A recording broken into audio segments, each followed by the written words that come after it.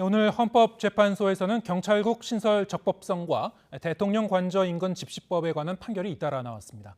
사건 이슈 코너에서 장윤미 변호사와 함께 오늘의 주요 판결 내용 짚어보겠습니다. 어서 오세요. 네, 안녕하세요. 네, 대통령 관저 인근에서 집회 시위를 금지했었던 규정, 이게 이제 사실상 헌법에 어긋난다는 취지의 결정이 나왔군요.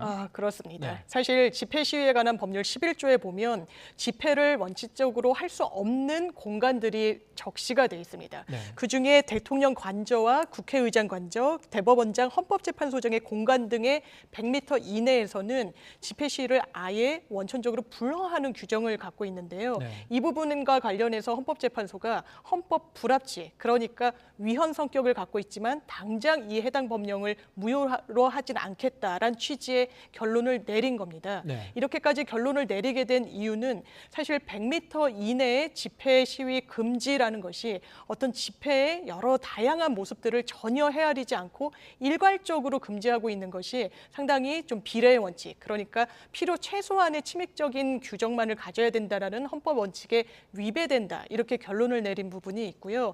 또 하나는 물론 불법적인 시위로 비화될 부분, 그리고 폭력 시위로 좀 비화될 그런 우려가 있지만 그건 말 그대로 가능성의 영역이기 때문에 사전적으로 일체 집회 시위를 불허한다라는 규정은 헌법 정신에 맞지 않는다라는 결론을 내린 겁니다. 네. 근데 대통령 관저라는 것 자체가 사실은 지금 그 집시법 같은 경우에는 과거에 청와대 시절에 네. 대통령 집무실과 숙소가 같은 경내에 있을 때 그렇습니다. 만들어진 법이기 때문에 지금은 이제 분리되지 않았습니까? 그렇습니다. 한남동 관저와 용산 집무실로. 그럼 여기서 대통령 관저라는 것이 용산 대통령 집무실까지 포괄하는 어떤 광의의 그 대통령 관저 개념인지 이 부분에 대해서는 좀 세부적인 논의가 필요한 상황인가요? 그렇습니다. 네. 그런데 기본적으로 어떤 기본권을 제한하는 법률과 관련해서는 그 문헌 그대로의 의미로 해석해야 된다라는 게 또 법 원칙이기도 그렇군요. 합니다. 네. 그렇다면 대통령 관저라고 하는 게 과거에는 사실 청와대의 직무실과 관저가 같은 공간에 있었기 때문에 사실상 직무실에서의 집회 시위도 불허된다는 개념으로 이해할 수 있었는데요. 네. 지금은 관저와 대통령 직무실이 완전히 분리가 된 만큼 이 관저는 최소한 현재 대통령이 머물고 있는 한남동 관저로 좀 제한된다고 보는 게 맞을 것 같습니다. 그렇습니까? 네. 이게 아마 오늘 그 헌재 결정에도 그 재판관들 사이에 좀 의견이 네. 세부적인 의견은 좀 달렸던 것 같고요. 네. 그렇게 되면은 지금 오늘 그 결정이 내려진 헌법 불합치 결정이라는 것 자체가 이게 즉시 효력이 발생하는 건지 아니면은 뭐 언제쯤 이게 효력이 발생하는 건지 어떻게 해석해야 됩니까? 일단 헌법 불합치라는 것은 위헌이지만 당장 이 해당 법령이 기능하지 못하도록 했을 때 초래될 수 있는 무질서, 혼란 등을 좀 미연에 방지하자는 차원이 있습니다. 예. 그렇기 때문에 국회에 헌법재판소의 결정에 이 취지를 그대로 수용하는 다른 방향의 입법을 어느 정도까지 하라라고 시한을 못 박아서 결정을 하기 마련인데요. 예. 2024년도 5월까지 이 후속 입법을 마련하도록 이렇게 그 명령을 내린 상황이라고 보시면 되고요. 네. 또 이 헌법재판소에서는 그렇다면 후속 입법의 방향에 대해서도 제시를 한 부분이 있습니다. 대통령의 안전과 관련된 시위라면은 당연히 불허할 수가 있는 겁니다. 그리고 대통령 이 관저에 출입하는데 어떤 장애가 될 수 있는 그런 부분과 관련해서도 제동을 거는 것은 맞지만 소규모 시위랄지 평화적인 방법의 시위까지 일괄 규제하는 것은 되지 않는다라는 취지로 얘기를 했기 때문에 국회에서는 그 취지를 수용해서 후속 입법 작업에 좀 착수를 할 것으로 보입니다. 네.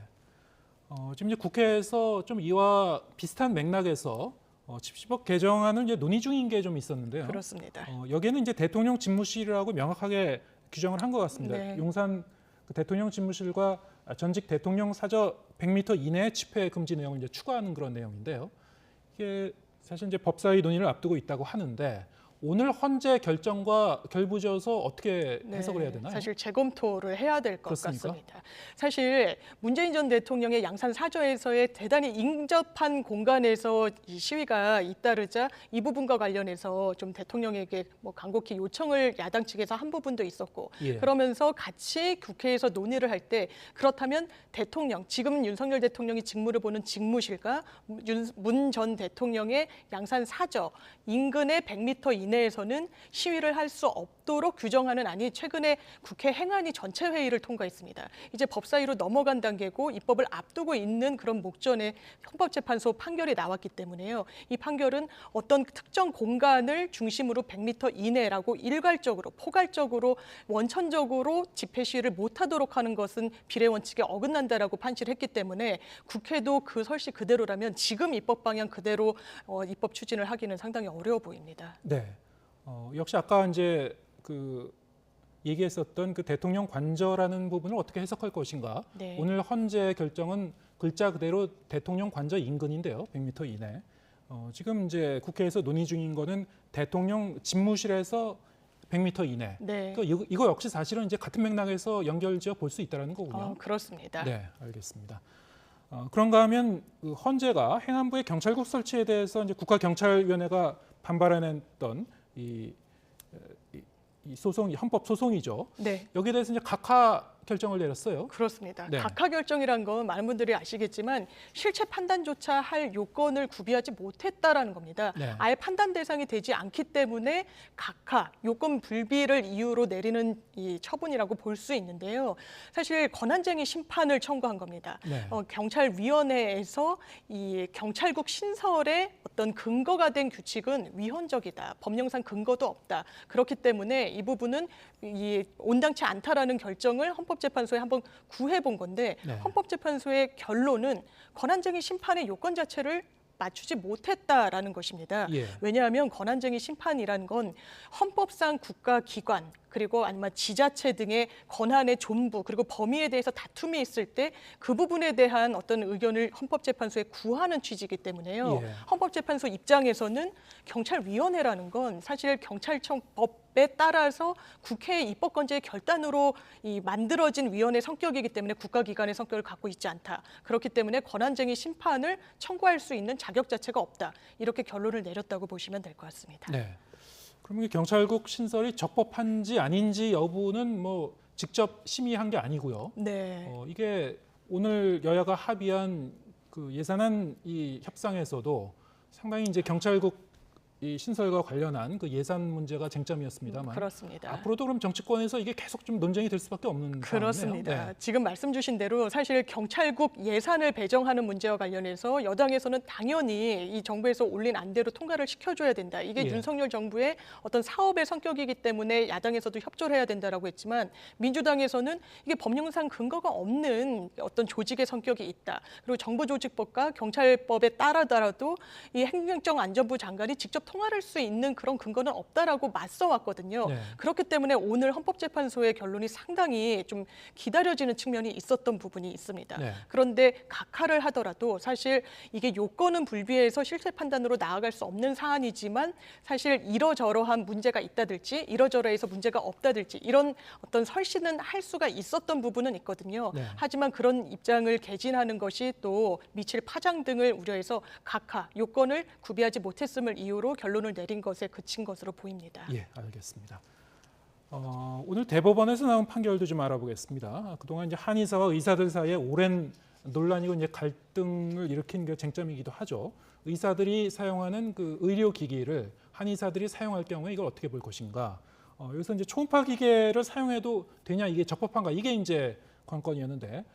일단 대법원 판단은 그냥 괜찮다 이런 결론이 그렇습니다. 내려진 거죠. 네. 1, 2심에서는 다 유죄를 받았습니다. 예. 왜냐하면 면허를 취득한 건 한의사였는데 서양 의학에 기반한 초음파 등의 의료 기기를 사용하는 것 자체가 면허 외의 의료 행위라고 판단을 내렸었던 겁니다. 예. 1심에서 벌금 80만 원을 해당 한의사에게 부과를 했고요. 항소했지만 항소심도 기각을 했습니다.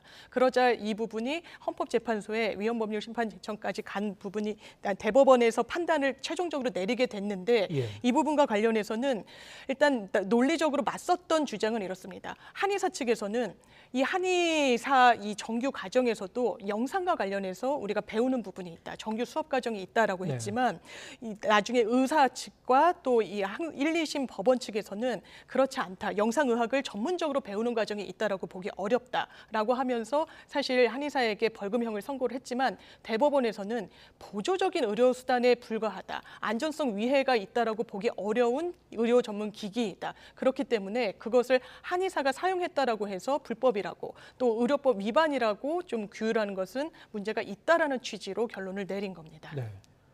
초음파 기계를 잘못 사용했을 경우에 혹시 환자에게 위해가 갈 수 있는지 여기에 대해서 이제 이 대법원은 뭐 그렇게 크지 않다 이렇게 본 거고요. 그렇습니다. 근데 만에 하나 이제 이 의사 측에서는 한의사들이 학교에서 여기에 대해서 전문성 있는 교육을 제대로 받지 못했을 경우에 그리고 이 기계를 사용했을 경우에 좀 오진을 할 수도 있지 않냐 뭐 이런 주장인 것 같아요. 그렇습니다. 예. 사실 상당 부분 한의사협회와 의사협회가 대립했던 쟁점이기도 하고요. 네. 의사협회에서는 일단 서양의학에 기반했던 부분과 한의학 체계가 완전히 다르기 때문에 의료 보조 수단에 불과하다고 하더라도 한의사들이 이 부분을 사용하는 것은 뭐 건강권 침해 우려가 있다라는 이야기를 하고 있고요. 그렇지만 한의사협회와 이 법원 대법원 판시에서는 의료 보조기구라는 점 그리고 건강상 위해를 미칠 우려가 큰 그런 의료기기가 아니라는 점 등을 하나의 새로운 기준으로 삼아서 이런 의료 행위를 할 수 있을지 없을지를 분별해야 된다는 입장을 정리한 상황입니다. 네.